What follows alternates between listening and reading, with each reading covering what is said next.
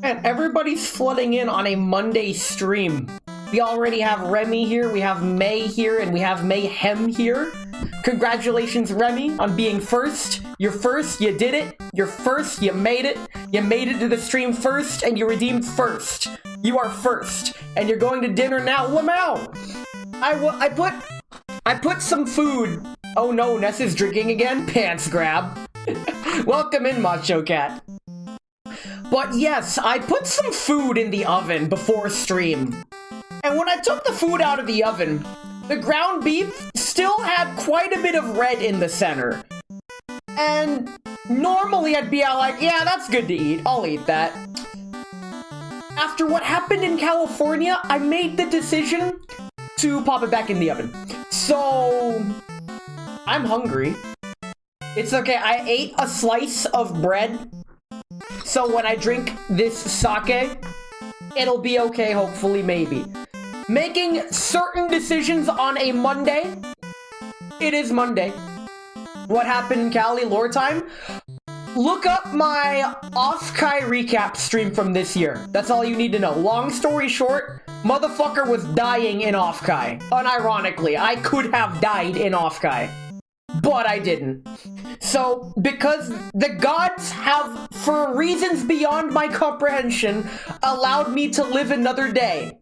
And I'm about to make it everyone's problem. You put food in the oven, but cold food out hot, eat the food? Maybe. Power squirts from raw meat? Get in line. Get in line. I'll show you, pants grab.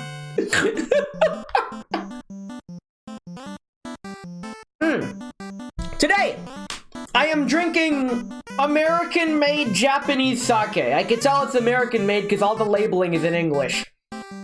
This is Japanese Plum Gekkeikan sake. In small letters underneath, it says plum wine and natural plum flavor. And in even smaller letters underneath, it says caramel color added, gluten-free. I can't remember if I drank this sake on stream before, but the bottle's half empty. And after we're done, I'm hoping it's at least 3/4 empty, probably. I'm not sure if I should drink the whole thing, but don't worry about it. This is Tipsy Tales, not Ness gets shit-faced on accident on a Monday night. Tales. Although that has happened! Oops! It's fine, don't worry about it.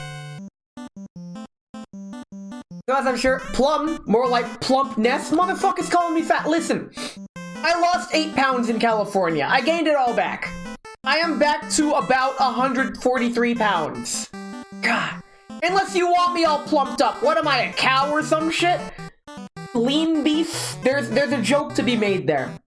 Ness, what was our agreement with drinking on weekdays? Drink more! It is not Friday in California. Today is Friday in California. Shoot!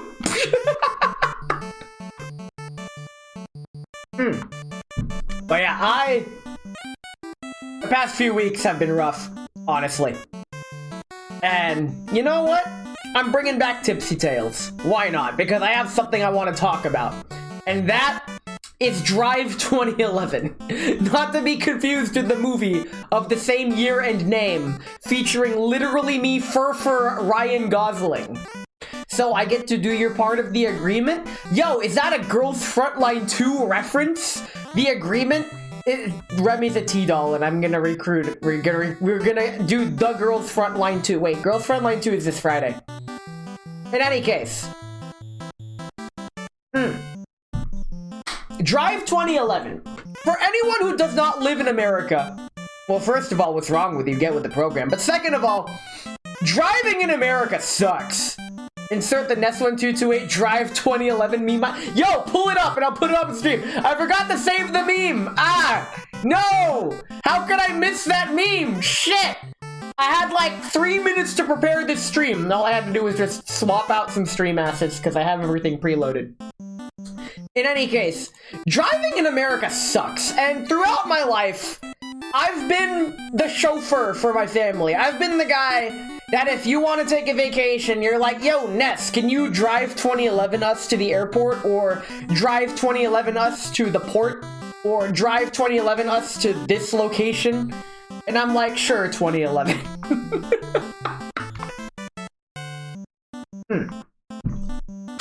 These past few weeks, my parents decided to just say, nah, Ness. Yeah, I mean, I could, but it is in my best interest to say yes.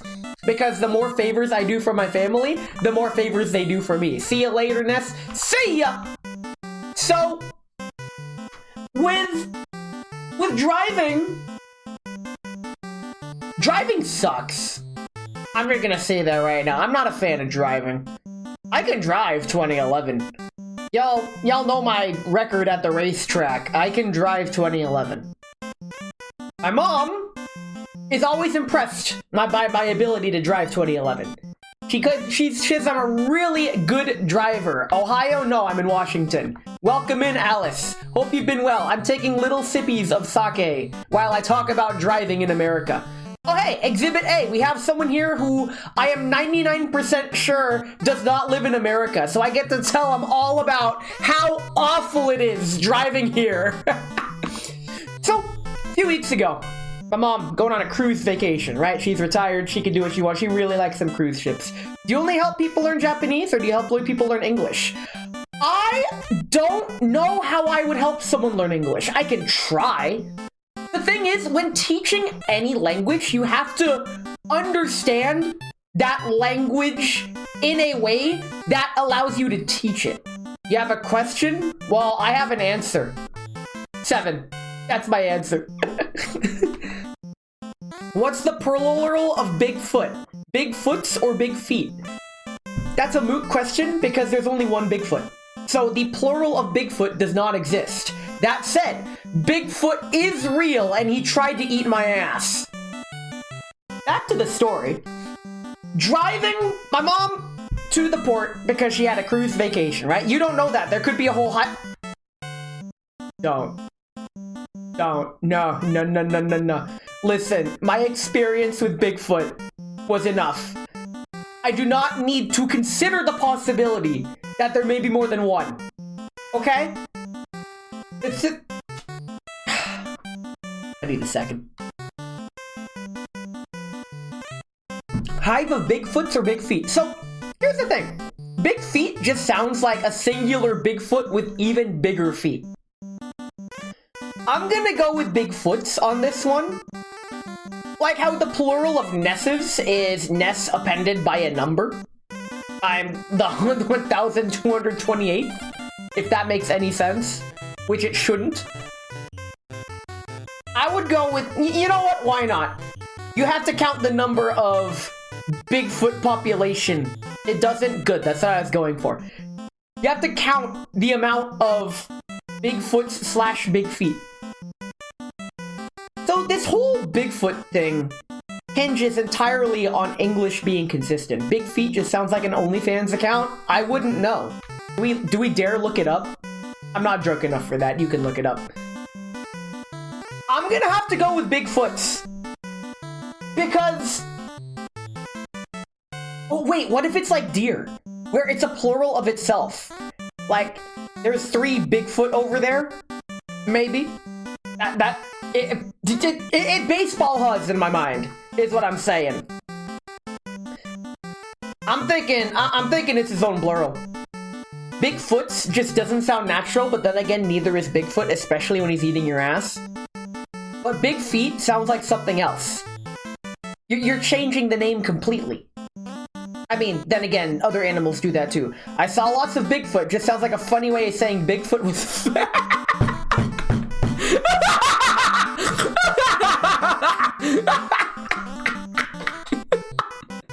Define eating ass. No, I don't think I will.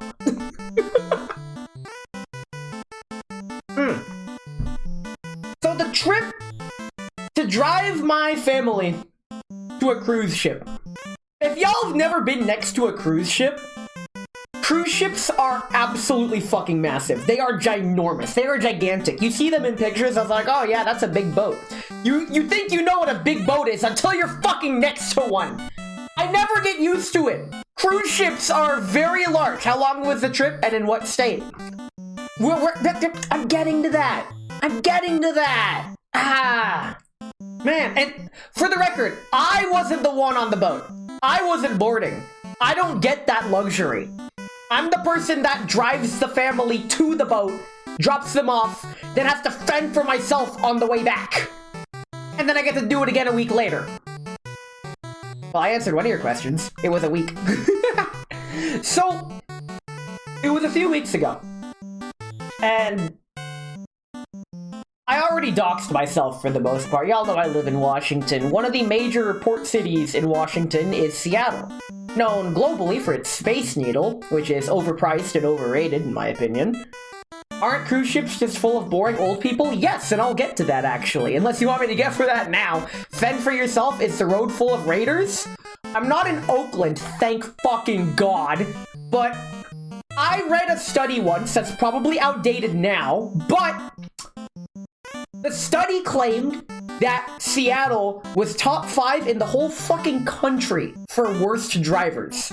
And that study, combined with my experiences these past few weeks, is why I wanted to do this stream, because I'm pent up, I have a bottle, and I'm just gonna fucking yap. That's it. If you came for literally anything else, you're getting old man yells at cloud today. If you say how far the port is, we can figure out in an arch where you probably live. Motherfucker, I have literally doxed my house in Discord. I have flown to my house in Microsoft Flight Simulator and landed a helicopter in my backyard in the game. I've doxed myself far more than I probably should have in Discord. I'm not doing it again. Unless... Jesus fuck Ness, listen. I trust my close friends, okay? But that also goes to show how detailed Microsoft Flight Simulator is. They basically put Bing Maps, not Google Maps because it's Microsoft, Bing Maps in as the world map and systematically generated the Earth as a playable environment with real-time weather and somewhat real-time air traffic. At least for major airlines. For the small propeller planes I see flying overhead every day, not so much. I will say, when I take my cat outside for our hourly outings outside, it is very nice that I guaranteed see at least one propeller plane flying overhead. The hobby pilots. It's good stuff. I'm glad there's hobby pilots in my area. I don't think they're excited to meet me, so that advertisement was wrong, is what I'd say if I saw any advertisements. Most people don't know about AdBlock. Freaking... Wait, you know what? I'm back to cruise ships. Driving in Seattle is certainly an experience that I don't wish upon anybody. Seattle's one of the only major cities that I've ever had the displeasure of driving through. Oh my god! So while I'm... First things first.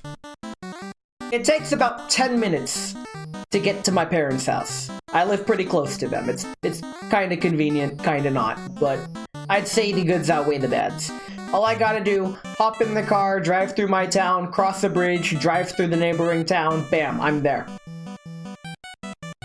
That bridge is out. Some motherfucker didn't load their truck correctly, and his load hit the bridge and damaged it to where no one can use it now. So one of the most high traffic bridges in the area is now down and people have to go around. It takes an hour to go around. They don't know about AdBlock? Check this out. Earlier today, my sister called me all excited and asked me if she know the website GOG, because she discovered it has so many good old games. Now, here's the thing. That's good news. It's always good news when someone discovers something good. Sure, they may be late to the party, but you can't fault someone for not knowing something, even if you think that something is super obvious and popular. Exhibit A, the Nintendo Switch 2 boycott. Look how well that fucking worked. Well, the bridge is out, and I suspect it's gonna be out for a long ass time. In order to get to my parents' house now, I gotta hop on the main road, then hop on the freeway, which turns into a highway, then go to another highway junction, get off that highway onto another fucking highway, then go on another highway for a short period of time before plopping off in another town. And through that town, I go all the way back through that wooded area, and then eventually I find myself back at my parents' house. The whole drive takes about an hour. What should take 10 fucking minutes now takes about an hour, because there's only one fucking bridge across that river in the area, and it's broken. I have the JRPG broken bridge, and I hate it. So I make the trek to my parents' house. They give me free breakfast. I love it. Good stuff. Whenever I go out to my parents' house, I always get free food. Okay, basically, have an Asian parent. You will always get free food. Simple as. In return, I help them with housework. Somewhat frequently. But I can't anymore. Because the bridge is out. And now that housework is just postponed until next year, I guess. Because there's no point and dragging me all the way over there if it takes that fucking long. Like, a 10-minute trip taking an hour, and that's one way, by the way. So that's 2 hours out of my day, plus whatever work they wanted me to do, when it can just wait. And they're like, you know what? We don't hate you anymore. Just don't worry about it. And I'm like, fucking finally, my parents respect me. It only took me, I almost doxed myself, but many decades. So I get to my parents' house, enjoy my free breakfast, and turns out, we don't know where we're going. We drop by at our sister's house, or rather my sister's house, I mean our sister's house. If my mom and myself shared a sister, that would be temporally possible if time travel was a thing. It's gonna be cheaper to hire a random dude to fix the problem, yeah, probably. Wait a minute, I don't eat that much. What do you mean? What do you mean? I like barely eat. In any case, the plan was to drop by my sister's house, drop off some things, because my sister and her family were going on the trip too, but they were driving themselves. They had another chauffeur. I was just the chauffeur for my parents. And they just meet them at the dock on the ship. And spoiler alert, they all had a great vacation. It's just getting there was a trip. So the plan for me, just go to my sister's house from my parents' house. I know how to get there. Easy. I did not know how to get to the port. But it's okay. My sister sent my mom directions to the port on her phone that she then ported to her car's freaking Android Auto system, even though she used a fucking iPhone. I hate that shit. In any case, I got GPS navigation to the port. It was perfectly fine. And we drive 2011 all the way up the interstate, up to Seattle. The drive there wasn't too bad, but once we got into I can see skyscrapers territory, that's when I braced myself for like, all right, it's time to drive 2011 for real this time. Because up until that point, it was easy street, familiar stuff. I never go to Seattle. And when I do, I never have to drive to Seattle. This is one of my only times I've ever had to drive up to and in Seattle. The GPS in the car says, take this exit. Cool, stay right and take the exit. Awesome. The exit was on the left. We missed the exit. So we're off to a great start. Bear in mind, we're in traffic now, so merging lanes is a pain in the ass. We managed to take the next exit, and the detour, honestly, wasn't that bad. The worst of it was the fact that we were on a 2-lane road through a, I would consider it, dense city area, but the right lane periodically had a car straight up parked in the lane as if that was a parking spot. Why? I learned quickly to stay in the left lane because I wanted to stay in the right lane because the GPS said we're making a right turn up ahead. And I'm like, all right, let's stay in the right lane. There's a car almost every other block parked in the right lane. Let's fucking not stay in the right lane. Stay in your lane, Ness. I did. I can't say the same for a fucking compensator truck that nearly hit us, but that would have been on him. He didn't hit me, don't worry. So as we're approaching the right turn... When you die, what is the last part of your body to stop working? Me. Your pupils. Oh.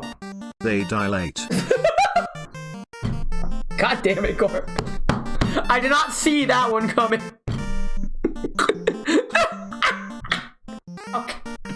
Okay. We get up, I follow the road, and it turns out that right turn they want us to make, the road just naturally veered right. I could not turn anymore. There was no intersection.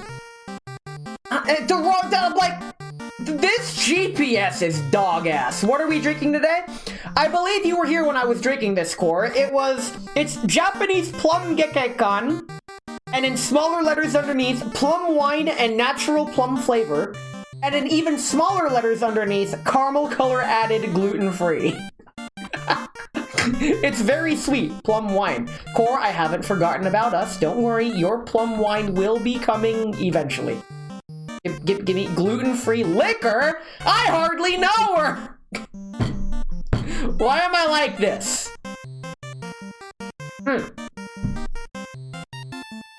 So, we're on that curved road now, and it plops us off onto the main port avenue that then leads to the pier. I remember this port avenue because this is the second time I've had to drop them off at a cruise ship. Just a bit of carcinogen added for color. I wouldn't put it past them. Because dying 1,227 times will make a lot of people at least a little bit crazy. Crazy ain't the half of it. Something, I was crazy. They put me in a room once. It was full of rats. The rats make me crazy. Repeat ad infinitum. I was never a fan of that copy pasta, honestly. While it is like one of the pioneers of copy pasta, as a pioneer, it wasn't great, but it definitely kickstarted a trend. I can't fault it for that. Right? God damn it, May. You say I'm crazy, I make you crazy. Karaoke was a few nights ago. Unless. They're on the Port Avenue, and I remember where to go. Because the first time I went on this Port Avenue, instead of following the GPS, I followed the signage, and it said cruise passengers, and go right. And I went right, and it took us to a fucking country club. Oh my god. Crazy. Oh, I was crazy once. The locked me in. A room, a lava room, a lava room with rats. The rats made me crazy. God damn it, go! Your singing made your Twitch crash? Oh, you're gonna hate my karaoke streams, or even my karaoke nights in the Discord, which you should join by- wait, you're already in, never mind. Yeah, I do very rare karaoke streams. I thought about doing one today, but I'm like, wait a minute. I could just yap about Drive 2011. No, it actually crashed. What can I say except skill issue? My liver hated you last karaoke. Well, maybe drinking 2 shots of Everclear consistently, then pouring more Everclear into an already Tokyo iced tea isn't the best idea. Maybe. I'd fucking do it again, though.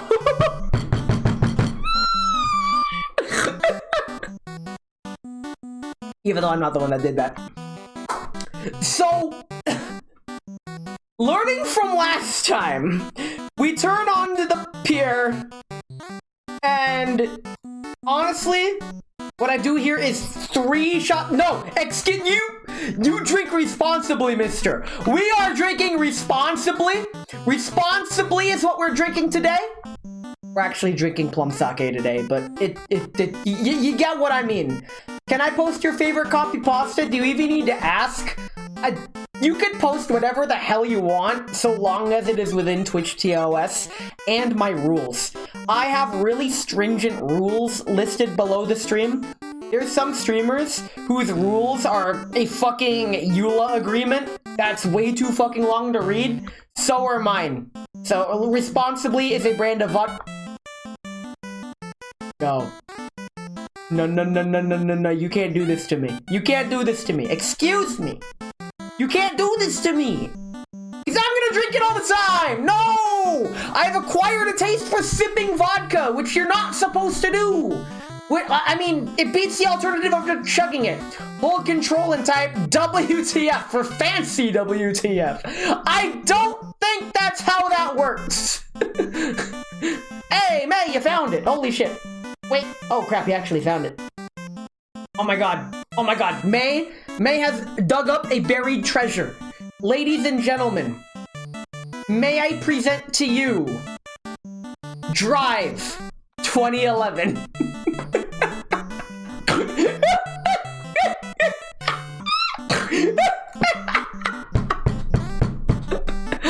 You're also not supposed to enjoy Malort. Listen, I'm not supposed to do a lot of things in life.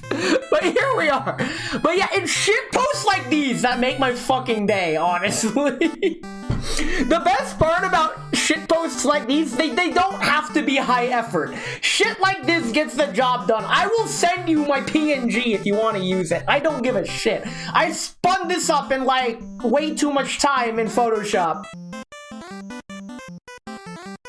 It may look like MS Paint. Thanks, that's my aesthetic. But yes, I drive. 2011. So, back to the story. We get to the port. And fortunately, it is MS Paint, your artwork. Yo, let's go, MS Paint game. Oh, you couldn't see it. You could not see it in the stream because the TV monitor cut it off. There was an iFunny watermark. The fucking iFunny watermark sells it. I hate it so much. Ah! But fortunately, now, I know what I'm gonna say may offend some people, but what's the point in having an 18+ stream if you can't say 18+ things? Is what I use to justify insults. My dad's a vegetable, so he has a handicap placard in the car. So I get to take advantage of fast parking and fast drop-off and all that good stuff.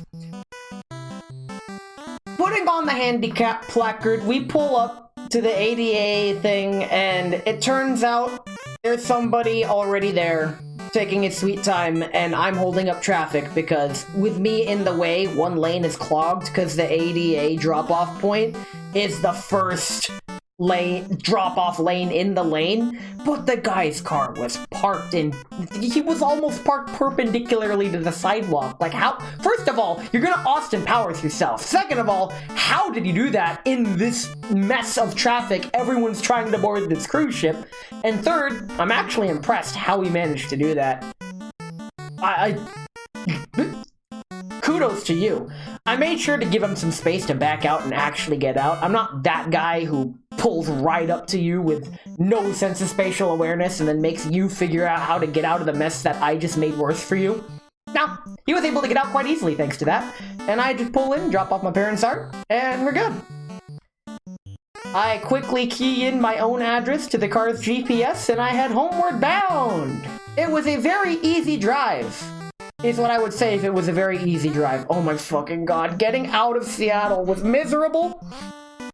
The car's GPS was outdated, first of all. Second of all, as I was leaving the pier and going down the main pier road, they said, turn left onto this road. And I'm like, hey, I remember that road. That'll take me right to the interstate. Road was fucking closed. I'm like, well, okay. I'm not in a hurry. I didn't plan anything else today specifically to account for shit like this. We're going on an adventure. Whenever shit never goes to plan in my life, I justify it by saying we're going on an adventure. Keep that in mind. That's also something, a mindset I adapted from my friend from high school. Back in high school, I did not know I had autism. I was just, why is everything closed in there? Road construction. You know how it is. So, the whole adventure thing, back in high school, I was extremely uptight. If things didn't go to plan, I would freak out, panic, and become a Karen. And my buddy, you'd be like, yo, Ness, it's okay. You remember Lord of the Rings? We're going on an adventure. And I said, no, I never saw Lord of the Rings. He's like, oh, let's watch it. And we did, and we went on an adventure. But that's besides the point. The point is, from that adopted mindset, that has really helped me cope with shit not going to plan. Because anyone on the spectrum can appreciate that if things aren't going to plan, it is very uncomfortable, to say the least. The GPS took me on a fucking adventure. I got a full tour of the port of Seattle. I got to see the Ferris wheel. There's a Ferris wheel on the port of Seattle. If that thing falls, it's falling into the Puget Sound, and you're swimming with the fishes. Don't tell Final Destination. We'll make a movie out of it. To say the least, say no more. Okay. That's fine, I guess. I'll say no more. Cheers.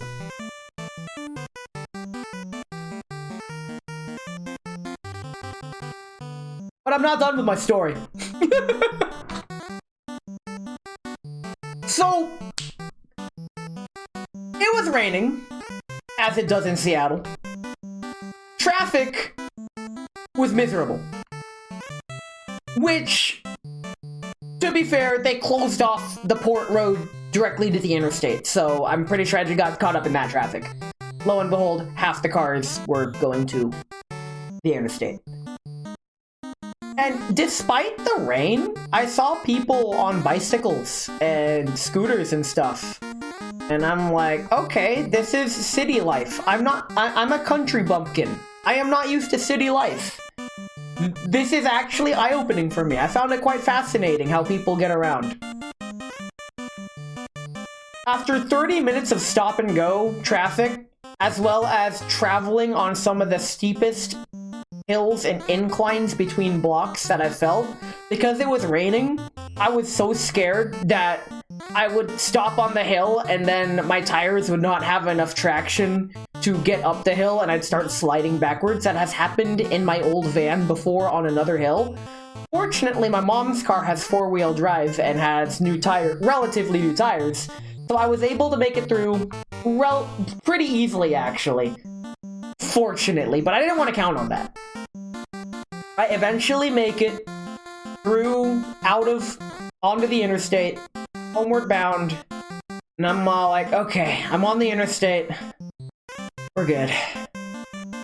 And you know what? I was good. Sure, there was traffic on the interstate, but it wasn't anything unmanageable. And that's the story of a few weeks ago dropping off my mom at the cruise. Now here's the thing. Yesterday, I had to pick her up. So this shit's fresh in my mind. I go up to Seattle, and on my way there, I noticed something. The other direction on the interstate, it seemed there was construction going on. And that, I'm like, oh, I might have to run into that on my way back. I hope I don't. But that's not so subtle foreshadowing for what's about to happen in the story. It turns out the address of the... Well, actually, let me rewind. Sunday morning, I wake up. I make myself some breakfast, and I'm getting ready to head out. Before realizing... Do you guys remember that my sister gave my mom the pier address? She didn't give it to me. And because it was through some fucking Apple app, I don't have access to it. So I'm like, well, time to figure this shit out, I guess. I go to Google Maps on my computer, and I turn on satellite view, and I just zoom, I type in Seattle Pier, and I zoom in, and by bird's eye, reverse engineer where the fuck I'm going. Fortunately, I'm able to find it, and I slap a Google Map ping right there and say directions to there. They give me an address to work with, and I'm like, fuck yes! Finally, sent me something. Oh god, what'd you send me? Let's pause the story really quick. Motherfucker's sending me memes. Core sends me this. Core is an iFunny user, unironically. And he straight up adds iFunny to his memes. Just to make that meme that much spicier. And it's because of Core that I have become immune to the iFunny watermark. I used to hate the iFunny watermark, just like everyone else. But thanks to Core, I've gained an immunity. Just like how if you do too many drugs, you gain an immunity to hospital drugs. Rest in peace, Ozzy Osbourne. Or if you shoot yourself with smaller caliber bullets, you gain immunity to assassination. That's how it works. I mean, I heard it on the internet once. I leave the watermark because people get mad and leaving it in and you find it funny. That is precisely the justification I have adopted from you. So, I managed to get the pier address, and I'm like, sweet, okay. I hop in my mom's car. I punch in the address to her GPS. The car's built-in GPS.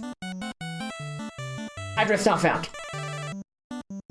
Like, we were there last week. What the fuck? I get creative. I whip up my phone, and I punch in the address on my phone's Google Maps. Did you end up in Thailand? Honestly, I may as well have, and I'll explain why once we get to the pier. But I punch in the address on my phone, so the whole time I'm driving there, I have my phone in my lap.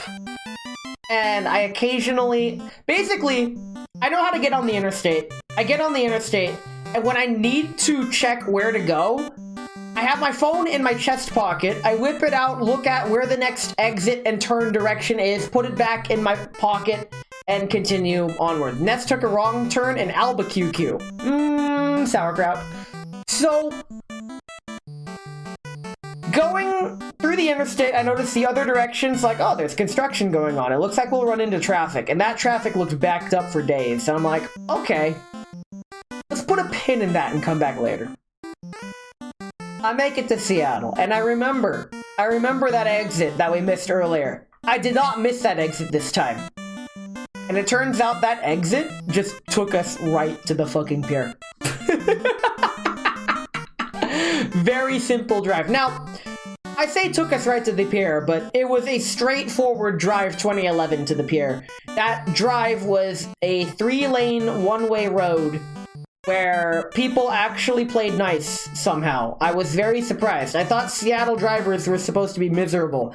And while they probably are miserable, I'm sure that they at least played nice on the road. So misery inside, but they don't show it. I can appreciate and respect that. I somehow make it to the pier in one piece. The one piece is real. Let me rewind again. I'm getting my story mixed up. This is the problem with telling stories. I'm sure some people can relate about not having all of the timeline in their head complete. Because there's some crucial details I left out. My mom wanted to be picked up at 10. So I'm like, alright, it'll take about an hour to get there. I'll leave at 9.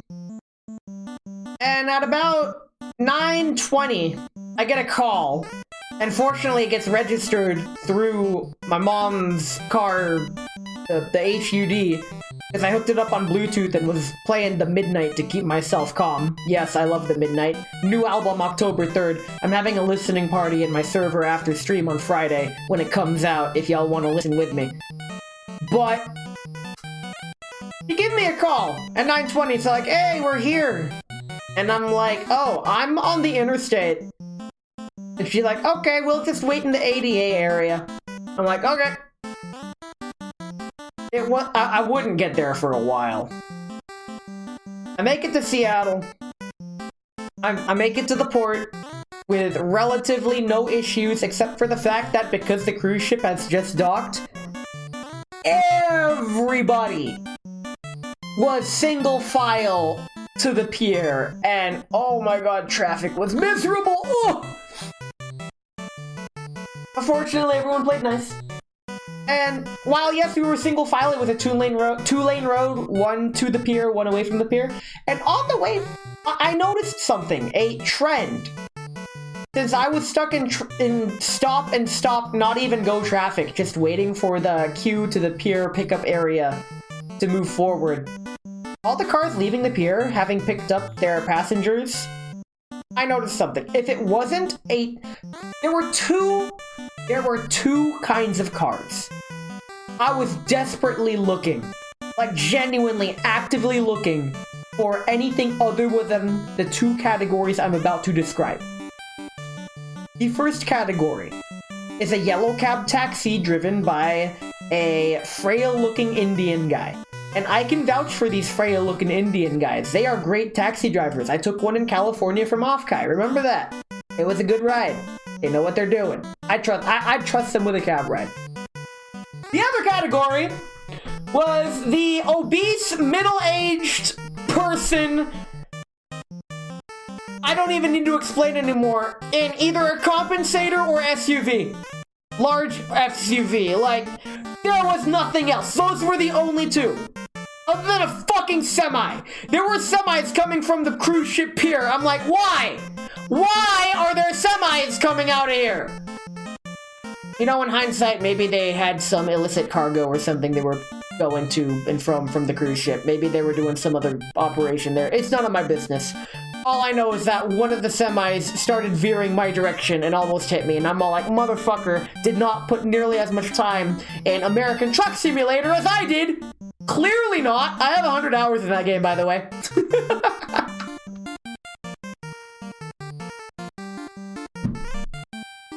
The funniest part.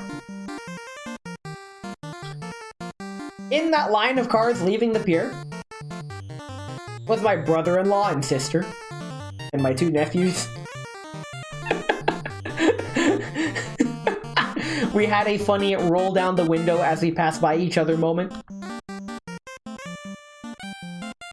I eventually make it to the pier.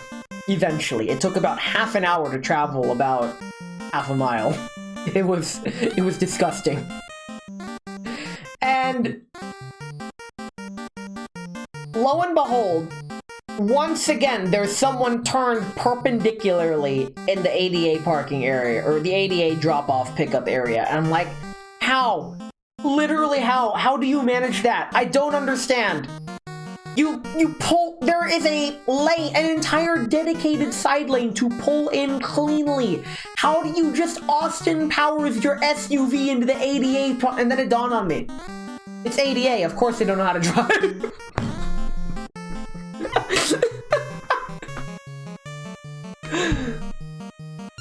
I once again leave enough space. Now the funny part, as we were passing the pier, my mom saw me coming in, and she's like, oh, let's get ready. And she walked to the far end of the ADA line. When I was coming in from the front of the ADA line, she went to the polar opposite pickup area. In my mind, I'm like, Mom, where the hell are you going? There is literally no way to get to where you're waiting. I don't understand why you're way over there. We've acknowledged we've seen each other. You know how this works. I literally dropped you off here a week ago. I pull into the ADA parking, and with still enough room to let that Austin Powers guy in front of me out. And I was able to fit in the parking spot, actually, so I was able to get out and take their bags and get back on the road. And fortunately, we managed to get out of the pier after accidentally being redirected to another pickup drop-off parking spot. I was in the center lane to leave the pier, and one of the guys directing traffic flags me to the side. I think he thought I was trying to pick someone up. He flagged me to the side. I go to the side, see a car parked in front of me, and I'm like, I don't want to be parked, I want to leave. And I get back in the center lane to leave. And we left. I had already accomplished what I wanted to do, pick up my parents. Now I just had to get them home. And the neat part was that the road that was closed last week was open this week. So we got a nice, easy way to the interstate. Almost. Recall earlier how I said the roads in Seattle, some of them are 2 lanes wide, but there are sometimes people just straight up parked in the outer lane. Like, car parked on the side of the road, parallel parked. They are there indefinitely. In live traffic. Very cool. To the right of me was a guy in a Porsche, and we were both at a stoplight. Immediately after the intersection was a lane of cars parked. And I'm like, I'm not even gonna try. I know for a fact this Porsche is gonna treat that green light as a Formula 1 lights out and away they go, and he's gonna jump us through the intersection. I still got it. My PSI powers have not diminished over these years. The instant that light changed, he was in launch mode. He just fucking took off into the next red light, which was the next block. At least he beat us through the intersection. We make it to the interstate with very few other incidents. And as we're on the interstate, take advantage of the HOV lanes. we come across a bunch of construction bollards that are getting everybody to merge to the far right slow lane, saying, construction, 4 lanes closed. So they closed the interstate down to 1 fucking lane. And the bulk of the traffic, basically where we had to slow down and stop, was right at an exit. And I had a funny little idea, because I saw just how bad the traffic was coming up. I'm like, you know what? Mom and Dad, we're going on an adventure. I took the exit. I had no fucking clue where we were. But what I did have is a GPS that was outdated, but it still showed main streets. I was in manual navigation mode because I knew from past experiences, leaving the GPS on, keyed into my parents' house, would just have us do U-turns and any other bullshit to get us onto a closed interstate. Fuck that. One night, the interstate was just straight up closed. Nobody allowed on interstate. And the GPS kept telling me to take the interstate. And I'm like, nope, this GPS is shit. I had to manually navigate until basically paralleling the interstate using local roads. And my mom and I were laughing at whenever we looked over to the interstate. Us on the back roads were traveling faster than the cars on the interstate who were just stuck in a gridlock. Sucks to suck. We went on an adventure. I took a couple wrong turns, but it was much better than being stuck on the interstate. We eventually made... I don't think it has the GPS nest. Sounds like the updates are several days behind. I'm not even sure if it's even hooked up to receive updates. Knowing my mom, she probably never set it up to be updated ever, and that's probably for the better. But ultimately, we managed to make it back to familiar territory. But I realized I still have to take that detour. And the highways suck. I end up taking the back roads for almost the entire way home. And what I ended up doing, since I was in familiar territory, and I knew a certain back road to go, on my phone, I keyed in the GPS to get to my parents' house really quick. While we were at a red light, I just typed it in. And it, sure enough, took me to a familiar back road, and I just shut the GPS, and I'm all like, alright, we're homeward bound. Easy game. Very cool. We get back to my parents' house. I drop off my parents. Mission complete. Now I have to get home. Because I'm on the other side of the bridge, and it's normally a 10-minute drive to get home. But no, the bridge is out. I have to contend with shitty Sunday afternoon traffic in the worst direction possible. With an added detour. Because now the route to get back to my house, I have to go all the way into one of those towns that connects to the busy highway and go through a really busy intersection junction that has an on-ramp to the highway, get on that highway, follow it for a little bit before taking another junction on the highway to get on the other highway, to go all the way there, to get on the freeway, which then transitions into just the freaking regular road that heads back to my town. Takes an hour without traffic. And I'm like, you know what? I'm stuffed full of lunch from me mum. Let's take it easy and get home safely. When I get to that first town with a junction to get on the highway, traffic was worse than I remember it should have been. There's usually a lot of traffic in that area, but I got the spidey senses like, this isn't regular traffic, this is advanced traffic. It's not flowing like it normally does. And I'm like, I hope this is just a detour. And the monkey's paw curled. It was, in fact, not just the detour. Because bear in mind, all the cross-traffic going between me and my mom's hometown, as well as every town in between and along the way, has to go through this detour now. Through this already busy intersection. Now, all I want to say, once I made it to that intersection, whoever's decision it was to close the on-ramp to the highway of a detour, to make a detour within a fucking detour, Your mom's a hoe. That is all. I said, fuck this shit. I know a secret route. Because that's not the only on-ramp. I make a really roundabout, pun intended, because there was a roundabout detour away from the regular detour that goes through this neighborhood where one of my relatives used to live. I'm not even sure if she's a relative anymore. They hired a stray dog to play in those roads. I like to believe that whenever this shit happens, they simply hired the fresh college graduates to design them. They gave them work experience. They gave them opportunity in life. And honestly, you can't fault them for that. It's fine. But I make a bold detour, and sure enough, it plops me out at another on-ramp. This on-ramp had no traffic at all. It was basically smooth sailing. And once I got on the highway, there was no traffic at all. I'm all like, they might as well just opened it up just for me. I felt like I got away with murder or some shit like that. But just getting past that intersection was awful. Oh my god. No, I can't. They're gonna cause a big crash.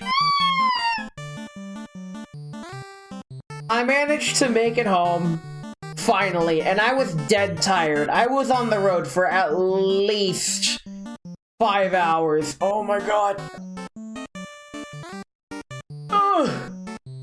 You know, I was actually expecting the cruise to come in late and be waiting in the cruise ship terminal parking lot, where, like I was last year, and just read a manga in the parking lot.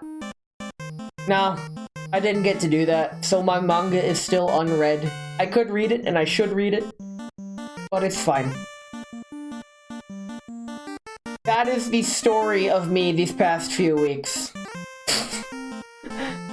Driving for family is always... it's always something. I'm not sure if anyone can relate to any of these stories about having to drive family around. A really quick story is back in my NEET days when I didn't have a job and I stayed up all fucking night.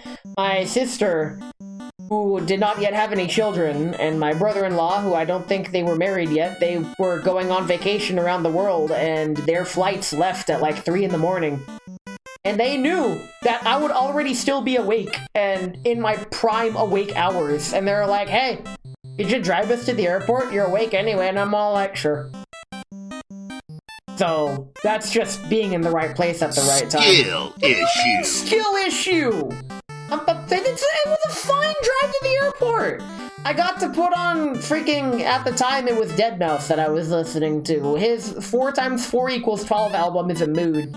To put that album on at night as you're blasting down the interstate under the city lights and starry skies that come into view after the light pollution dissipates.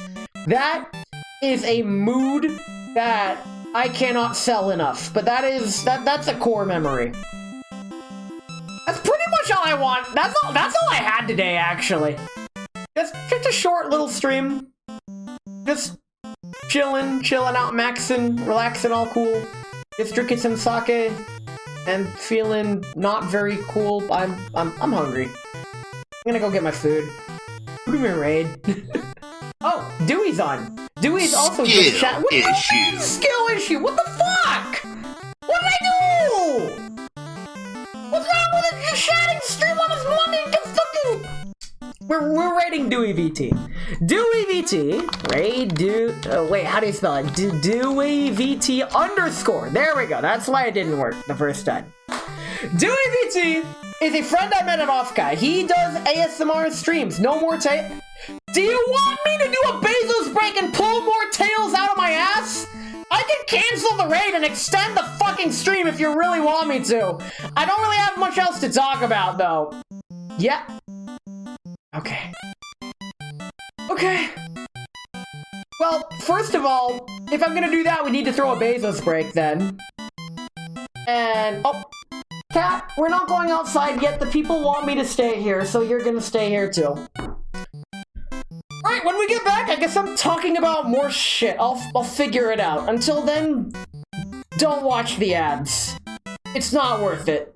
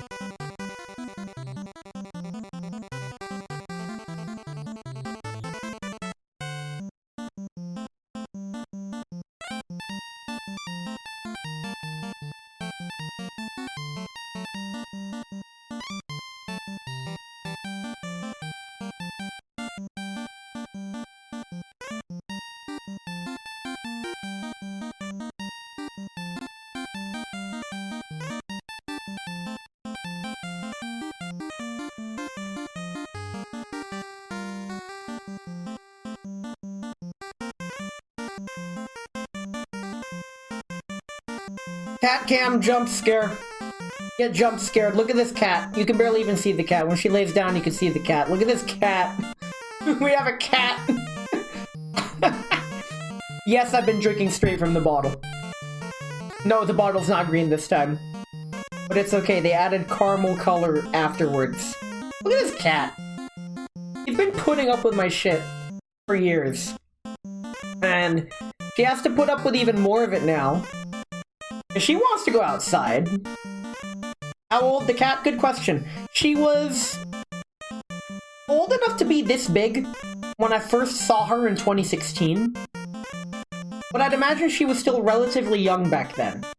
So she's getting up there in years. I'd say approximately 8 to 10 years old, maybe. She's getting up there in years, but she is as energetic and lively as ever. Oh my fucking god. This cat has recently taken a liking to kneading my arm and or back when I'm asleep. She likes sleeping with me, next to me, and purring really loudly when I'm trying to sleep. Very endearing. Yeah, you can hear better this way. Look at this cat. She does have asthma, so that's unfortunate. Used to be an outdoor cat, but since they're doing construction right outside my house and they deforested the area and are building an apartment complex, she can't go outside by herself anymore. Then man likes to whip her fucking tail on your face at night. Bruh. That is a mood and a half. But yeah, we get to yap in cat cam. I believe the new conversation topic is probably going to be just driving in general. Keep the theme going. Drive 2011. Yeah, I drive 2011. So, y'all know that I have somewhat of a commute to and from work nowadays. My morning commute is usually uneventful. It's my commute back home is where shit can sometimes happen. There are definitely some drivers in the world that should get their license revoked, at least here in America. Oh my god. I don't know how driving is in Europe, but apparently driving is a privilege in Europe, whereas here it is a necessity.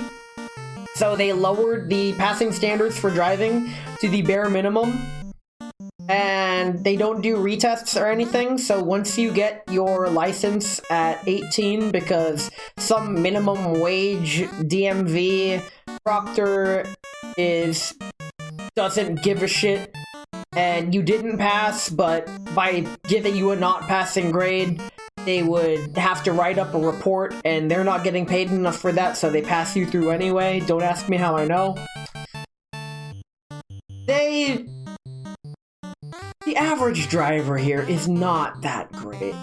But statistically speaking, that's not a true statement. Because turns out, the majority of drivers are just fine. It's just the few drivers that aren't that really stick out and everyone notices and makes the world worse for the rest of us. Those are the drivers that should have their license revoked. Getting on the on-ramp to the highway, coming back home. It is a street that turns into an on-ramp, but there's also a side street that could turn onto that same on-ramp. So it's a 2-lane road that after that side intersection turns into a 2-lane one-way road that goes to the highway. It's weird. And I'm the unlucky fuck that has to make a right turn onto that weird road transition. So while we've got people barreling up this roadway that is not a 1-lane road, but technically someone could make a left turn out of that side road. No one ever needs to, but you can. So you can't drive on the wrong side of the road. Why don't they just make it a 1-way road? I don't understand. But people barrel up that road really quick because it's technically part of the on-ramp, but it's also part of the city. You ever had a good road rage incident with one of them roided gorillas? I try to avoid that. The key to winning road rage is to not engage and just let them by. That happens, I'd say, at least monthly, sometimes twice a month. It's pathetic, actually. How gorilla-brained people are on the road. What I don't understand, thinking about it objectively, which they are physically not capable of, they are threatening their livelihood, as well as the livelihood of others, in these 5-figure machines that I hope to God you have insurance on, the way you fucking present yourself. For what? You're driving erratically and dangerously to save yourself at most 5 seconds. If I'm being generous. You will arrive at your destination maybe 5 seconds earlier. That is 5 seconds of your life you are never getting back. That's enough time to, instead of getting up out of the car and walking into the building, that's getting up out of the car, sighing at how pathetic your life is, and then walking into the building. We're getting there 6 seconds later, abso-fucking-lutely every time.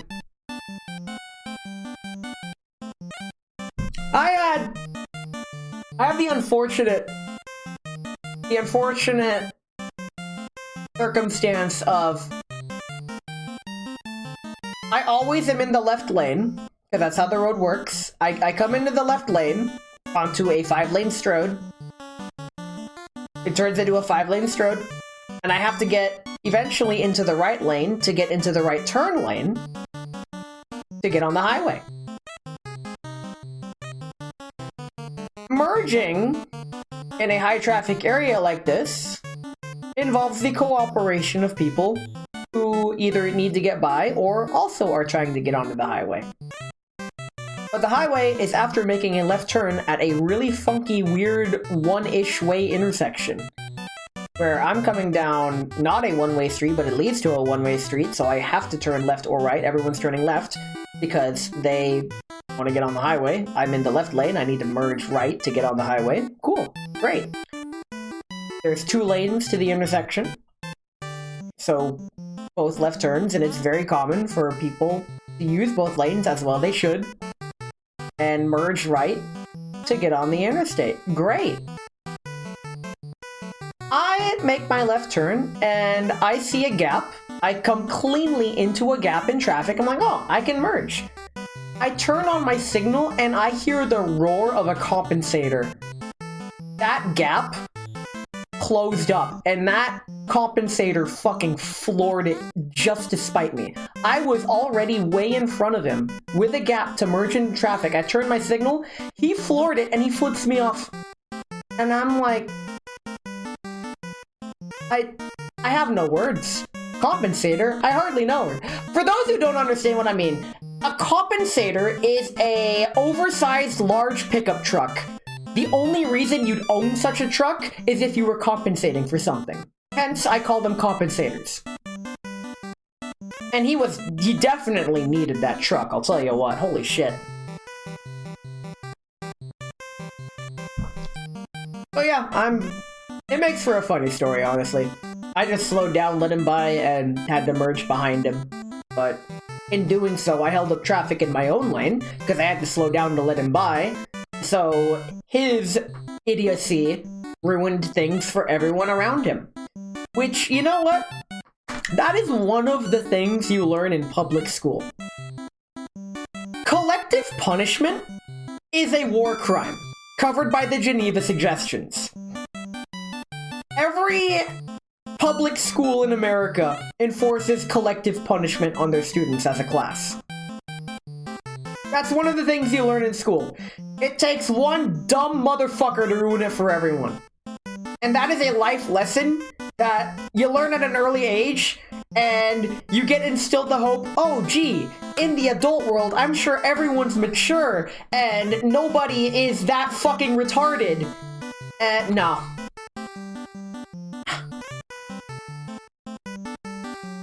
You take him to the Outback Steakhouse? Yeah. I don't know, down here people still beat up the people that cause road issues? That should be legal.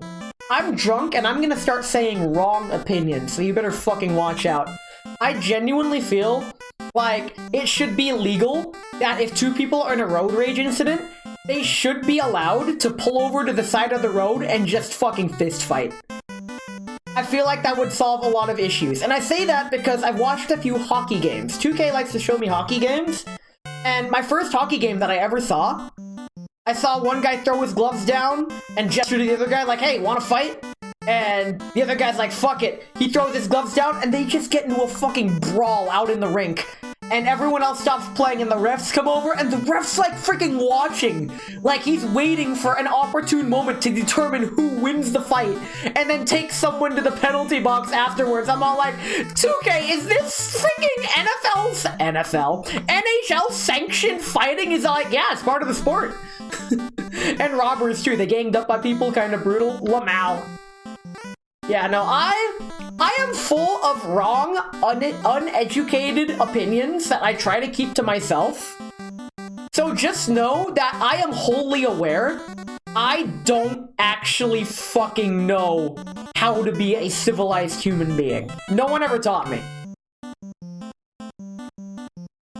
I'm also drunk and I'm retarded. Porch pirates should be taken to the outback. I feel like if you are a porch pirate and you get caught, I feel like the GTA immediate 5-star system should be in place. If you can get away with the package, then you get to keep the package. If you can't get away with the package, you deserve a painful death. I genuinely feel if that was the case, people wouldn't fucking do it. Cause the risk would outweigh the reward.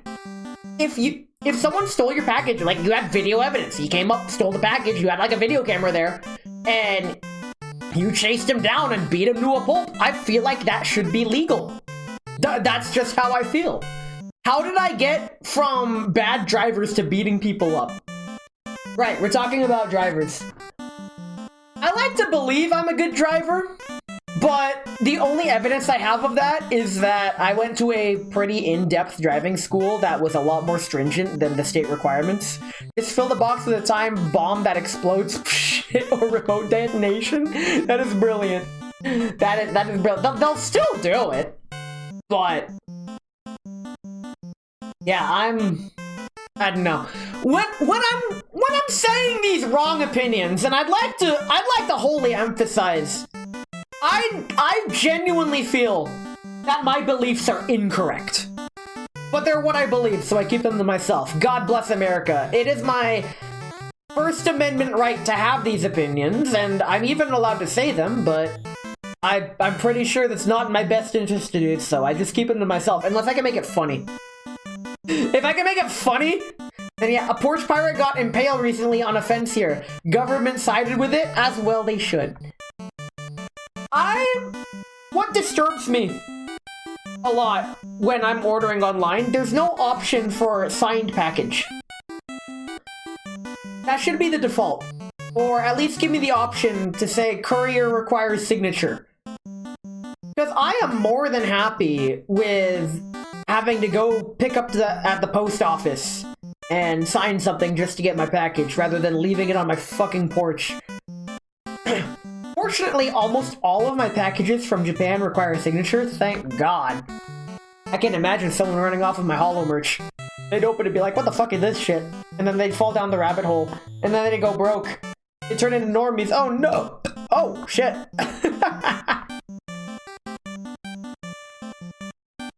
At work, the HR lady drives a Ford Mustang GT.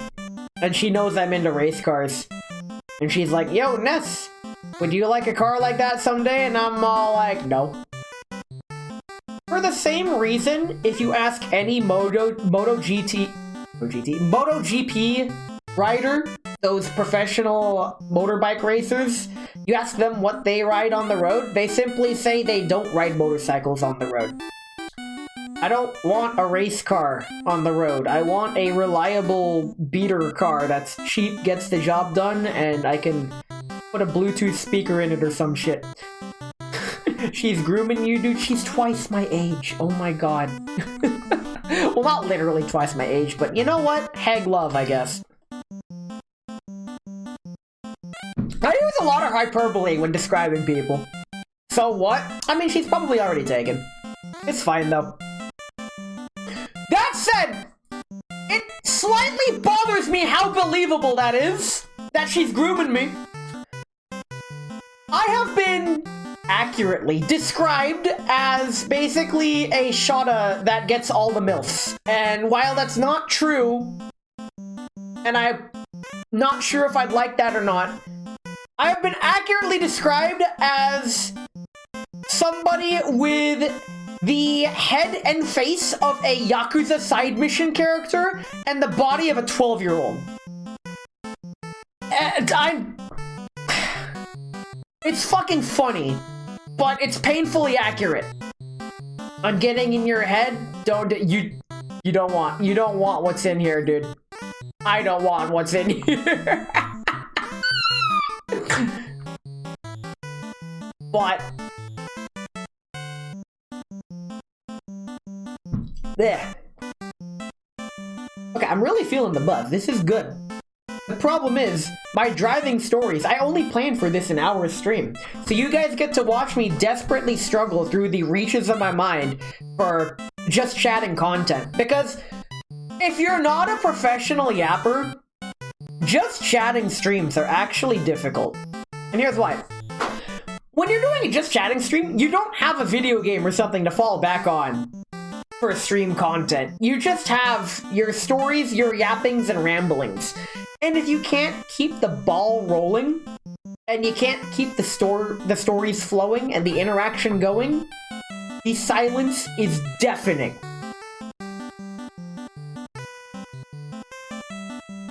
See what I did there? The silence with the... I can be funny sometimes. Laugh, okay? That doesn't grow on trees. You could just watch some of them road rage videos to sit... No. I don't want to be a react streamer. What the fuck? Now, there's different kinds of react streamers, in my opinion. You above that now? Never. I've never been above that. I've just never been on my things I wanted to stream, ever. I don't have any respect for react slop content, and I'd say that with an extreme level of scorn and derogatory implications. There are people who could be classified as react streamers, but they genuinely add proper insight and feedback to what happens. One of such streamers is called Dan the Fireman. He goes through motorcycle crash footage and road rage compilations and all that stuff on motorcycles. And in each clip, he dissects what went wrong and what could have been done differently to prevent people from getting hurt, injured, and or killed. And before I got my motorcycle license, I binged his content for a month, and I learned so much from him. I feel like I don't have... Wait, I actually do. I can cite one instance where his fucking streams have saved my fucking life out on the road. You can just grab your peanut and do motor sounds, deeds. Wait, can I even do motor sounds? What kind of motor sounds can I do? Wait, there we go. In my stuttering, I figured it out. An old idle diesel engine.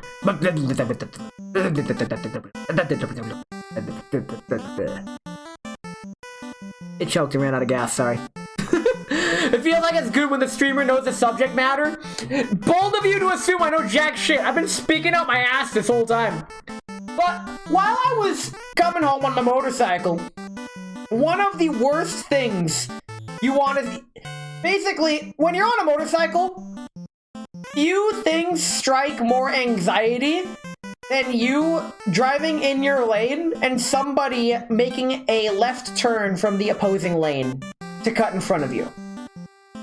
That is one of the leading causes of motorcycle crashes, are left turners who don't acknowledge motorcycles in their field of vision because they're just not looking for them. I'm trying not to fault them, because when you're driving, you're not looking for motorcycles, you're looking for other cars. And it's easy to miss a motorcycle. Just look like any Tesla rider. I don't call them Tesla drivers, because that implies they're actually controlling their fucking car. Tesla Advanced Cruise Control, because it does not deserve to be called autopilot, does not recognize motorcycles. It does not. Fort9 made a video of it. Really good Canadian motorcycle channel, by the way. Dissecting why Teslas kill motorcycle drivers. Sure, it's kind of comedic, but very factual. And the fact of the matter remains, Teslas kill motorcycle drivers. That's drivers? I hardly know.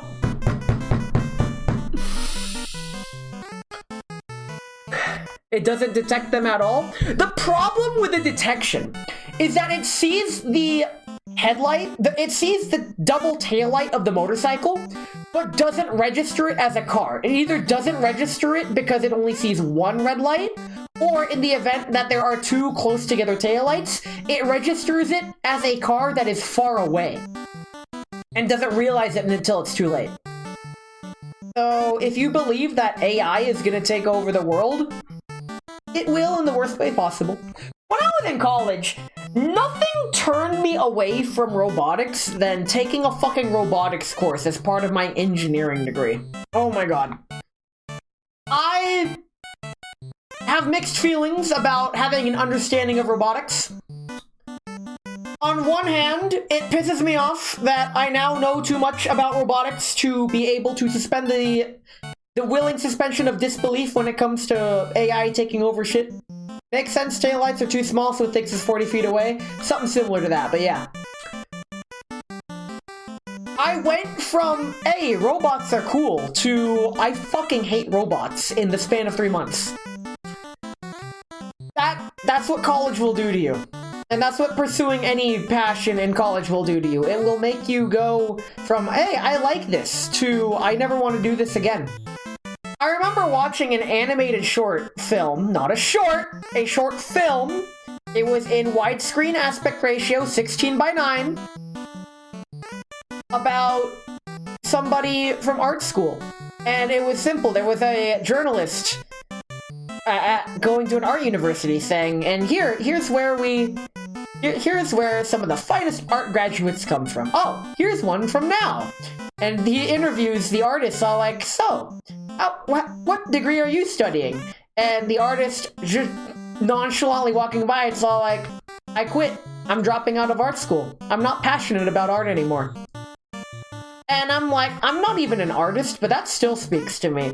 I am once again rambling and ranting about how the quote, if you love what you do and you're passionate about it, you never have to work a day in your life. That fucking shit is some of the biggest bullshit they will try to shove down your throat. Never believe it for a fucking second. I swear to God, if you want to get a job in something you're passionate about, either do it independently or just don't do it for a paycheck. Straight up. If they can do it with a pretentious artist, they can do it with anyone. That kind of reminds me of what happened to some Austrian artist in the 1940s. That's a wild story. You studied engineering? I have a question then. Well, dang. I'm a failed engineer. Ask away. You know, I never wanted to go to engineering. Unironically, here's how the story went. My mom noticed from a young age I was good at math. So she simply said, it's okay, Ness. You don't have to become a doctor. You can be an engineer. And I'm like, Mommy, what's an engineer? And she says, you'll find that out later. I never found out. What's the difference between a motor and an electric engine? Ask ChatGPT. I really hope people pollute the AIs to feed even more misinformation than they already do. I got this feeling is a setup to a joke, that's why I shot it down. Ohayo, yo, hey, Nessa-san! Irashai, irashai! Kono sake o, nanda? How do you say plum sake? Motor? I hardly know! How do you say plum? Shit. Jisho won't load. Ume sake. Kore. Ume sake. Arigato! Umeshi. Oishi. Skishu. Yeah, listen. I don't actually speak Japanese, okay? I failed the N4 by one question, but it's still a failure. It's okay. It's okay. I'll be streaming more Japanese on Wednesday, my dudes. It's on the schedule. 次の配信はマリオとルイージブラザーシップの日本語ゲーム配信でしょう。楽しみに。でもこれは寄ってても日本語わかるねすさん賢い。ありがとう。So Japanese. Why? No! No! That's not how it works! No!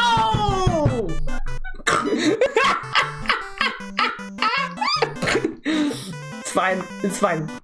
Ness doesn't speak Japanese, but on the flip side, he regularly bites into cheese blocks. Yes!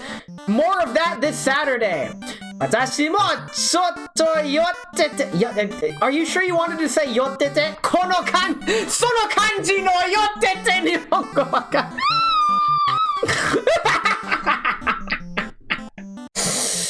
漢字、いい漢字ですね。Fucking, that is a pun I came up with. So there's kanji, like the kind of kanji you write, like bunpo no kanji. And then there's kanji, like the kanji you're feeling. Like ii kanji. Wait, that doesn't really... Wait, yes it does.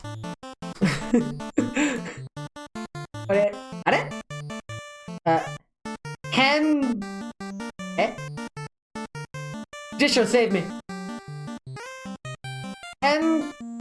Henkan misishchata. Henkan. Okay. I'll skill issue myself later, it's fine. I already told my Japanese learning journey, but I'll tell it again. It was like 2020 Nihonjin demo henkan misu suru kara daijoubu. Nice. It was about the spring of 2020 that my friend pulls me aside and says, "Hey Ness, you want to learn Japanese?" And I'm like, "I can't learn Japanese, it's impossible." 5 years later, it's still impossible. Saru demo ki kara ochiru. Saru ga saru. The monkey sat down. That is a pun. I can't remember where I heard it from. But I know Saru, and I know Saru, so Saru ga Saru. Freaking. You became better at pretending, though. Oh, not to be confused with the official Higedandism song of the same name, Pretender. I hardly know her! A sad song, but it's a good song. I forgot how it goes, but I could sing it. I don't want to, but nah. Not karaoke night. Ugh. Oh, this sake is so good. I have not... Wow, I still have a lot more sake than I thought I did in this bottle. This is fine. I feel like I've unlocked the infinite sippy bottle. This is some good stuff. Plum sake is so sweet. A few years ago, a friend pulled me to the side and asked, "Want to not learn Japanese together?" And we've been not learning Japanese since every day. And he said, "Hey, many..."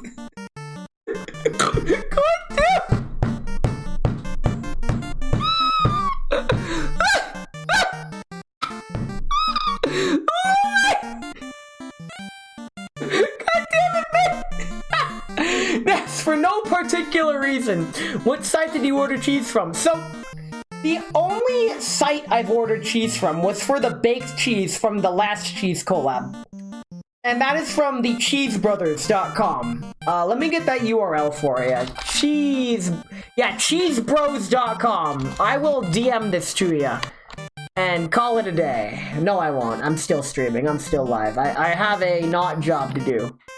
This ain't a job. This is me failing to paste something in Discord. It's okay. I have Gatorade, water, and a depression meal. Talon makes fun of me for my depression meals, He calls them depression meals. I call it food because I don't cook. You got a bottle to burn through. What the fuck is a depression meal? Okay, so for those who don't know, I am clinically diagnosed major depression. Living with this is not living, but I make the most of it. I may or may not be poking your nose around for cheese. I get my cheese from just local grocery stores, honestly. It's not that deep, core. But the baked cheese from that Cheese Bros site is where I got those baked cheeses from. I recommended them, but they are a little expensive. I mean, $8 for a cheese block that you toss in the oven and it's really fucking good. It's for cheese lovers and enthusiasts, which, you know what? I'll cheese to that. Local stores don't have fancy cheese. You don't need fancy... Wait, what constitutes fancy cheese? My local store has fancy cheese, and it turns out those cheeses aren't even that fancy!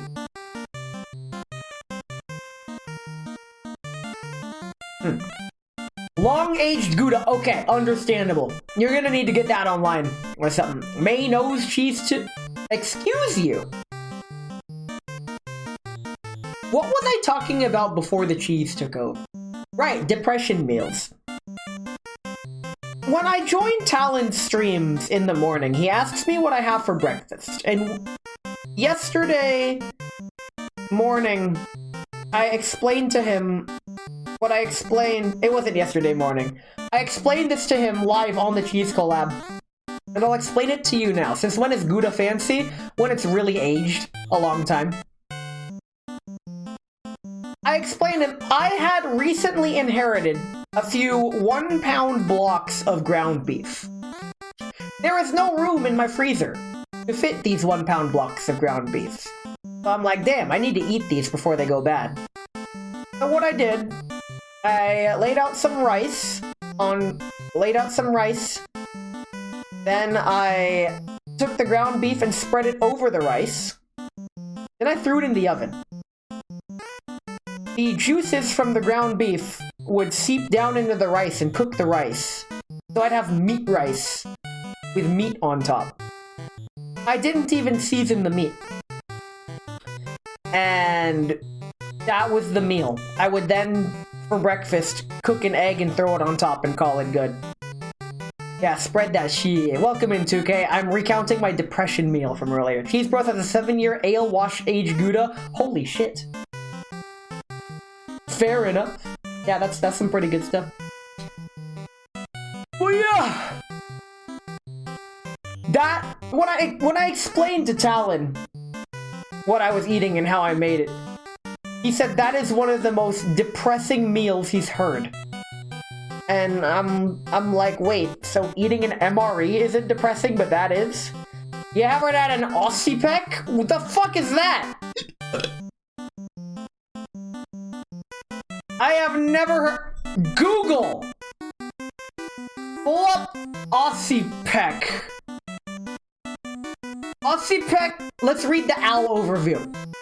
Aussie peck is a traditional hard smoked cheese from the Tatra Mountains of Poland. Made from salted sheep's milk and cow's milk by shepherds called Baka. Wow, that's an insult. It has a smoky, salty, and sharp flavor, a firm texture, and a distinctive decorative shape. While it can be eaten raw, it is also delicious pan-fried or grilled, often served with lingonberry jam or bacon.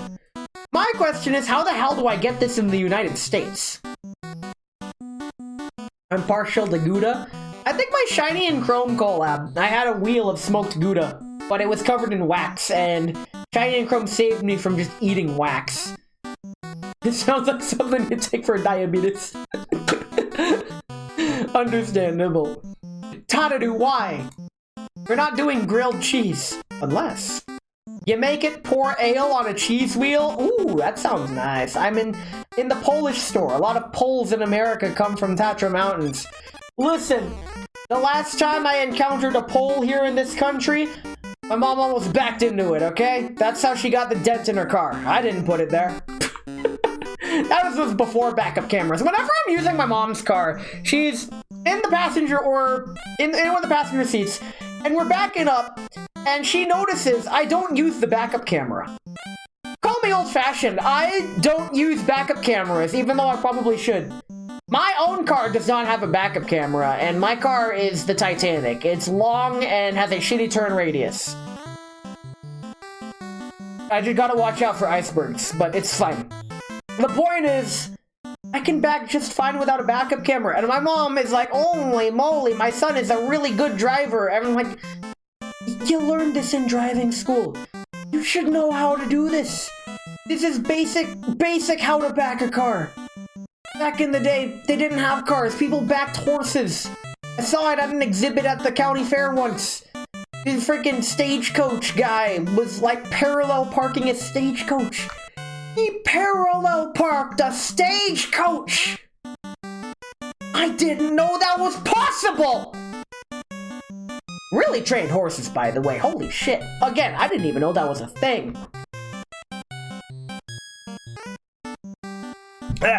I thought there were a lot of Polish in America, and they often dance, apparently. I often hear Americans mention pole dances. I've never seen a pole dancer. I think the only pole dancer I've ever seen was this one archery dude on YouTube who's not even a pole dancer. He's just built, and he hangs off the pole in his bow and makes trick shots off of it while deconstructing fantasy tropes with his medieval weaponry. And it's pretty great. It doesn't help that he's hot. Horses whinnied repeatedly when backing. God damn it! There's probably horse shit all over the road. Yes! That happens in Red Dead. I wouldn't doubt it. Back in the Wild West, the Western frontier. I'm still on my Wild Western binge, by the way. I'm still listening to history podcasts about the American Wild West. I've gone full circle. I've gone from weeaboo to actually learning Japanese to now being a fucking Westaboo despite being American. I mean, they do make baggies for horses. And how far are you in Red Dead Redemption 2? Chapter 3. Raz is also in Chapter 3. I am taking my sweet time with the game. I like the game. It's nice. I'm enjoying the game, and I feel that's how it should be. I will not be streaming Red Dead Redemption, by the way. I have no plans on streaming it, because it is my off-time game that I like to enjoy. Wild West Simulator? I hardly know her!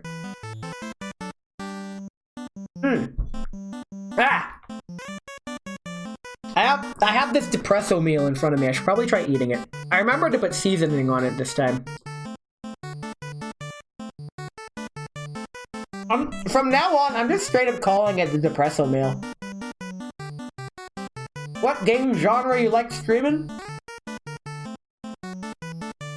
I don't actually know. You know what? Let's figure that out. Let's go to my channel and get weird deja vu seeing myself on stream. And if you scroll down, you'll see the games I've completed on stream, right? Old cowboy stuff? Then wait till you get the Native American culture. That's the real good stuff. I'm not there yet. I'm still on the Oregon Trail, dude. So, the first game I streamed was Carto, because it was a easygoing puzzle game, pretty cute, and I streamed it in Japanese. I don't think you have a genre technically, but you do like your roguelikes. My Rouge likes, sorry. The next game that I completed on stream, Sumire no Sora. A very cute, kind of puzzle, mostly story-based narrative game with multiple choices and multiple endings. The next one was Hoshi no Kabi Yume no Izumi no Monogatari. I just wanted to play that for fun. Like, one of the first Kirby games. That was fun. Pilot Wing 64. Now, when I first started streaming, I could not stream Flight Simulator because my laptop couldn't handle streaming the game. It could handle playing the game, but not streaming it. So for my 9/11 stream, I wanted to do something flight related, and I'm like, yeah, Pilot Wing 64, let's do that. So that was my 9/11 stream. But then I went back to the game because I really liked it, and completed it. To be fair, stream-wise, you're kind of like me, where you just stream what you want to play. Yeah. The secret I'm luring to is, I try to play games on stream that I feel comfortable being able to play in Japanese. And Girls Frontline too. That's the exception. There are a few games that I would like to stream, but those streams would be in English. That's fine. I mean, Gunsmith Simulator is another example. Gunsmith Simulator, Flight Simulator, they have to be in Japanese. So when I first started streaming 2 years ago, part of the reason I started streaming was to get my ass back into studying Japanese. By streaming games set to Japanese, it would force me to learn Japanese on the fly, while still being interactive with it. He likes Nintendo games in Japanese. Ozation does not equal something. This is what I'm trying to say. It's not the fact that they're Nintendo games in Japanese. Nintendo's Japanese games just so happen to also be kid-friendly in terms of literacy level. So for a Japanese learner such as myself, they're a lot more accessible than other games. Like the fucking Persona games. That was actually... There's several videos on YouTube saying what video games are great for learning Japanese. And one of those lists was like... every single game on the list kind of assumed you were capable of passing the N3 or even N2. I'm like, I am not there yet. These games are definitely good for learning Japanese if you're already really competent at learning in Japanese. I am not there yet. Mother 3? Yep. I did play through Mother 3 in Japanese on stream. The VODs are all on YouTube if you want to watch my playthrough. God, I love Mother 3. So good. Well, yeah, I guess to answer the question, what kind of games do I like playing on stream? Guess what? It's a Nintendo game. You got me there, okay? You got me there. I try to stream games that are not too high of a Japanese level. And I usually don't stream games in English unless it's like a special thing that I really want to do. Learning the pronunciation of kanji is such a cluster schnitzel. It's not the...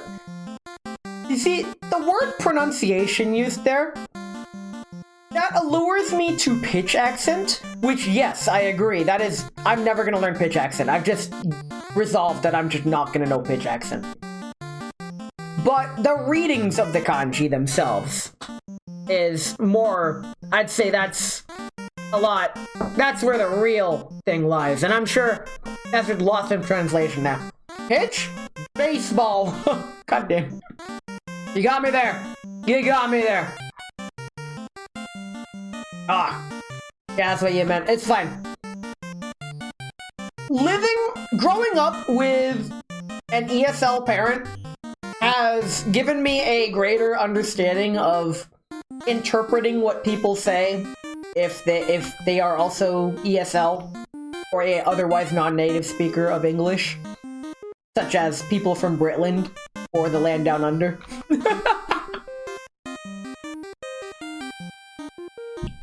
I know firsthand that speaking a non-native language can feel really embarrassing, and I try to be pretty generous when it comes to trying to understand what they're trying to say rather than taking it at face value.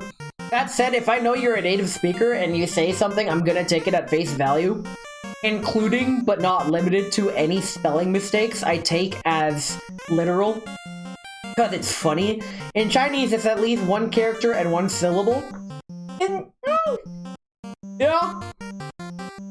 In Japanese, it could be like 1 to 5.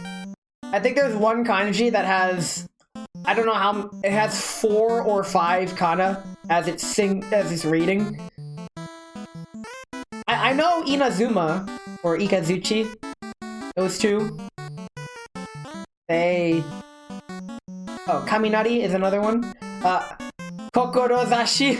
I hate this. What's your parents' native language? Tagalog and abuse. In that order. God, I'm terrible. I never learned the first language, and I unintentionally learned the second one, and am unlearning it. Oh yeah! Uketama Mawaru! That one! That's the one I was referencing! God! That one throws me for a loop. I'm all like, I know that! I know what it means! It's too fucking long! Oh God. But yeah. Gotta knows what's up.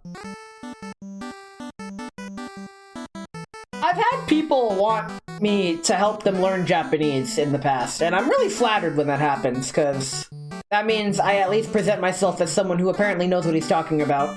Either that or they just need help getting started or staying focused or whatever. Tagalog, that's cool. It's actually Tagalog. I'll help people learn Japanese, but it's gotten to the point where I've realized if you want to learn Japanese, you have to have your motivation. I will definitely walk alongside you, but if you stop walking, I'll stop walking. That's how it works. This sake is really good, holy shit. Also, I have definitely kind of come to a standstill when it comes to learning Japanese. The most I do nowadays is my weekly Mario and Luigi stream. And that didn't even happen last week. I still interact with Japanese text on a daily basis. And it's not just the fact that my phone's set to Japanese either. Like when I'm on YouTube, a lot of my content is still in Japanese. And it pisses me off that a lot of it gets auto-translated now. I'm just glad they toned back on the auto-dubbing. The automatic auto-dubbing. He also said his toilet to Japanese. Yes, I have a bidet. Unfortunately, it's not quite one of those fancy squat toilets like they have over in Japan. Fun fact! Biologically speaking, the Japanese got it right with the squat toilet. The human body naturally... The natural bowel movement position for a human is in the squatted position. The Western toilet somewhat inhibits this. YouTube has no concept of people speaking more than one language. Well, yeah, it's corporate. It's a fucking corporate entity. I don't feel like getting on a huge rant about how much I hate corporate. It's squatting, yeah, that's why people can't shit in the West. Yeah, this man gets it. Let's fucking go. Oh, man. How did we get from bad drivers to talking about shit? Well, god damn it. Okay, you got me. I finally talked about shit on stream. You happy now? Is this what you wanted? Is this what you came here for? Cause you got it. Whoever's praying for my downfall, stop. You won. That's some good shit. Content, no! We're not doing mahjong again. Just get a little stool for your feet for the toilet like your sister. Yeah, that is a really good idea, the toilet stool, so you're basically in a squatting seating position. Those do help. Unfortunately, you can't really carry that around, but that's when you shit at home. Here's the thing though, I don't really shit much at home, because I usually spend my time shitting at work. Because why shit at home when you can shit and get paid for it? I'm living in 3025. I have one of those plus a bidet. Good stuff. Finally, people are using bidets. Bidets are just better. You never have to worry about toilet paper ever again. I have a collection of small towels that I just keep washing. And it feels so weird to say recycling, but that's literally what you're doing. Bidets are so much better. Back in school, before I used a bidet, my friend who did use a bidet, he said, he had a saying. He says, if you use a bidet, you find out if you're gay. You should still dry your butt, you're gonna get that some kind of swamp ass. Here in the motorcycle community, we call that scooch juice. BF uses towels, I use Scott towels. Man's gonna use Scotch Brite next. You'll have a good day when you use a bidet! Hey!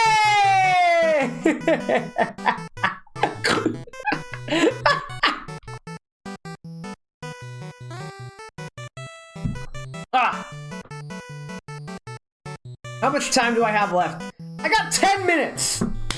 I could try to talk for 10 more minutes. You can't carry the toilet stool, so that's why if you're not home, you just shit your pants. Yeah! I guess. You know what? I made it this far, but it's finally time I talked about work.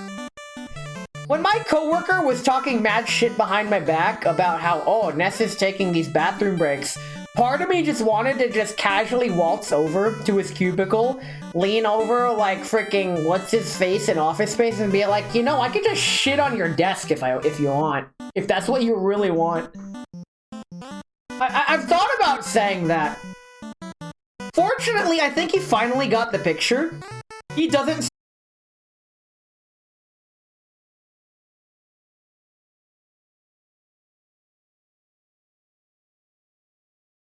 disconnected. Okay, it says I disconnected and it says we're back. I don't know how much you guys caught. Stream farted.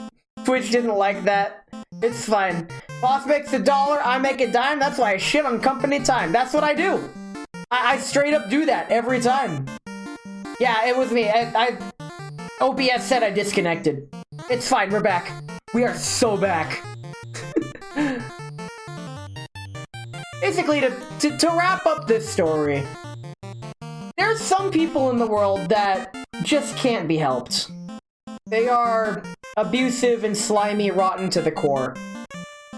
And the worst part is those kinds of people are really good at putting up a front to make themselves seem acceptable and desirable. But once you see their true colors, like, no. I refuse to work with him and interact with him for my own safety. You can abuse me verbally and emotionally all you want. Cool. I don't want any of that, but once you threaten my physical safety, that is a line that you've crossed that you're never coming back from. And that's what he did in the parking lot once.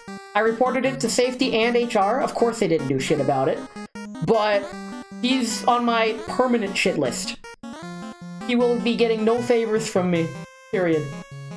I would drink a ton of water at work, which meant refilling and peeing a lot too, and my coworkers didn't care about that from me. You know, he was efficient with your tasks. With the bathroom break thing, I told them I could pee in a cup if they wanted, and that was the last I heard of that. Oh my god. I need to do that. Straight up. I just funnily call them out on it. I will shit on your desk if that's what you want. Don't think I won't. I'm only following orders. What I find quite hilarious is when he gets caught in a mistake, he goes in full "forgive me, Father, for I have sinned." Like, he has said that phrase multiple times to people. And always finds scapegoats and things so that he is absolved of any responsibility, while saying, yes, I'll fix the issue, but just know that I'm not responsible for what literally I did, while being more than happy to jump the gun and blame others. That's just the kinds of people you are when you're fucking 66 years old, I guess. Man's adopting piss jugs. Next will be his crewing good boy Bush. He's changing them for tendies and honey mussy. Oh my god! Some people are just assholes, like that one English-Japanese just chatting streamer that plays kid games I watch from time to time. Wait, I have no clue who that is, but why would you watch them if they're an ass? You know what? If I finish that question, you'd tune out of my stream, so don't worry about it, it's fine. You don't have to answer that. In any case, I'm tipsy, it's nearly 6 o'clock. I should probably wrap up this stream. This went double time. I did not mean to stream this long today. I thought this was just gonna be a nice little short, funny Tipsy Tales just chatting stream.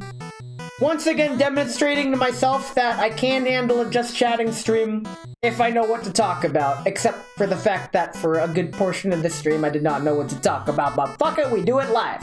The people coming into my Rugrats stream just let me know I'm the only one streaming that game. That is the way, actually. That is a genuine streamer advice, is find a content that you both enjoy and that no one's doing.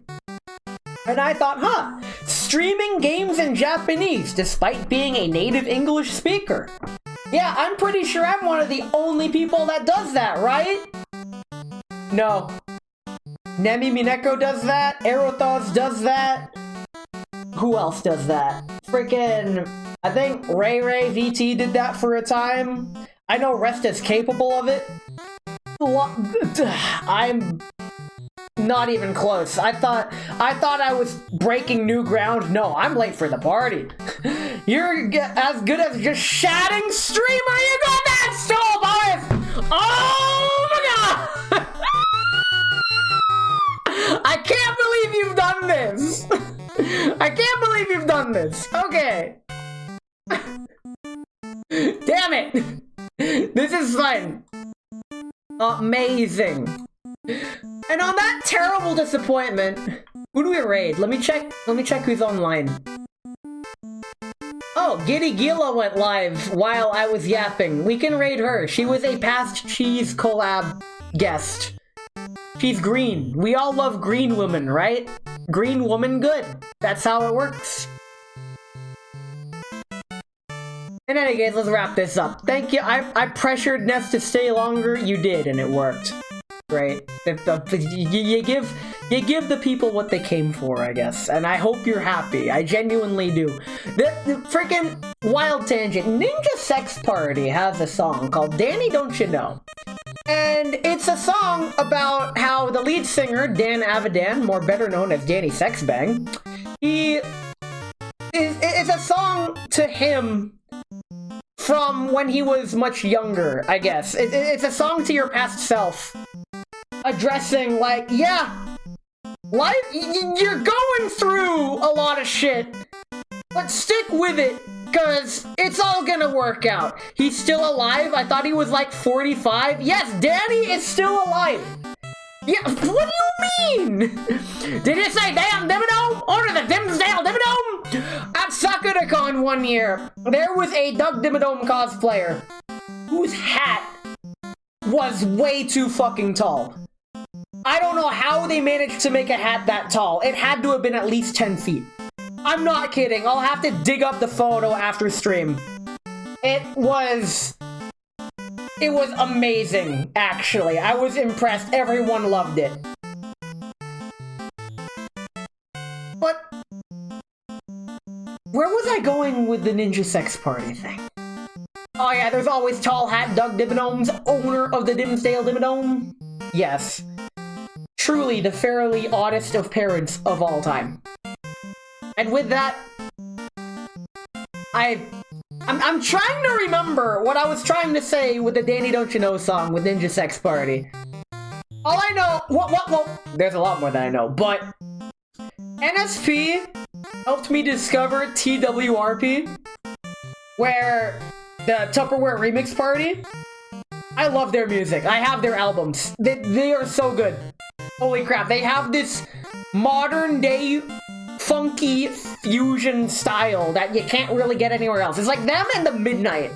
Give me positive you can do it vibes, or at least with the Midnight I get Drive 2011 vibes, as well as really good vibes. Why am I saying vibes so much? I'm not that young. I'm out of touch. Wait, no I'm not. It's the kids who are wrong.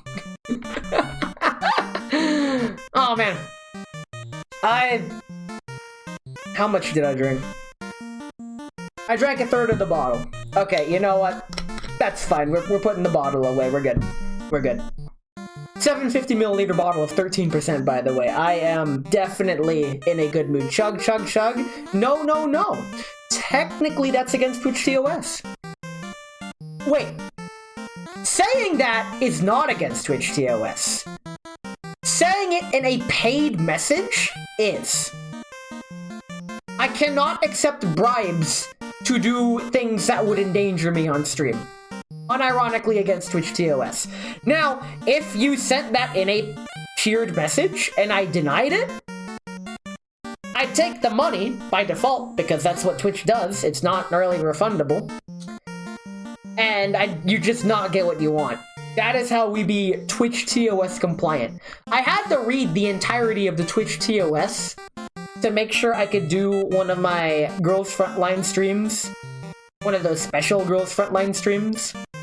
Being on Twitch is dangerous already. I've seen some shit in here. I try to avoid that shit in here, honestly. I keep things goofy, but not too dangerous.